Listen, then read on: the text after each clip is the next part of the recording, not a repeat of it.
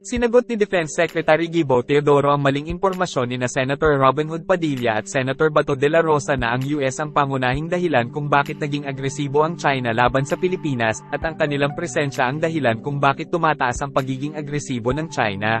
Sinasalungat ito ni Defense Secretary Gibo Teodoro, at sinabi na ito mismo ang propaganda mula sa China na inaasahan nilang patuloy na sinasabi ng kanilang mga taga-suporta. Sinabi ni Secretary Teodoro na ang ating sitwasyon ay hindi proxy war gaya ng sinasabi ng ilan, dahil ang mga teritoryo ng Pilipinas ay sinakop at patuloy na inalis sa atin.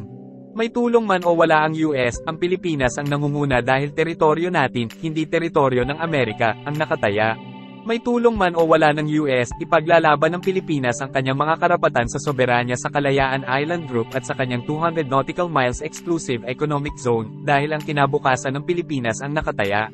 Mayroon man o wala ang US, ang China ay mayroon at patuloy na manghihimasok sa labas ng teritoryo kung hindi tayo gagawa ng anumang bagay upang pigilan sila at itulak sila pabalik.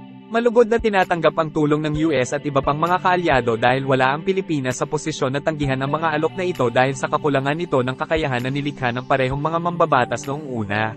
Kaya naman hindi dapat limitahan ng mga mambabatas na ito ang budget para sa modernisasyon ng AFP dahil ito ay magbibigay daan sa atin na bumuo ng sarili nating kakayahan at mabawasan ng pag-asa sa mga kaalyado at kasosyo sa mahabang panahon.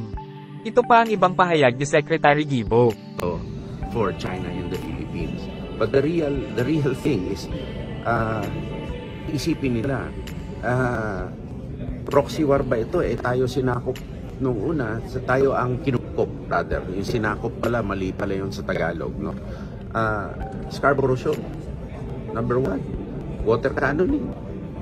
I mean, how can you say it's a proxy war? If it's a proxy war, di gawin nila sa, tirahin nila yung kalaban nila sa proxy. Huwag tayo. So, ang intention nila talaga is to dominate the South China Sea. Pero sir, the same concern din kasi na-raise kahapon ng ilang senators like si Robin Padilla.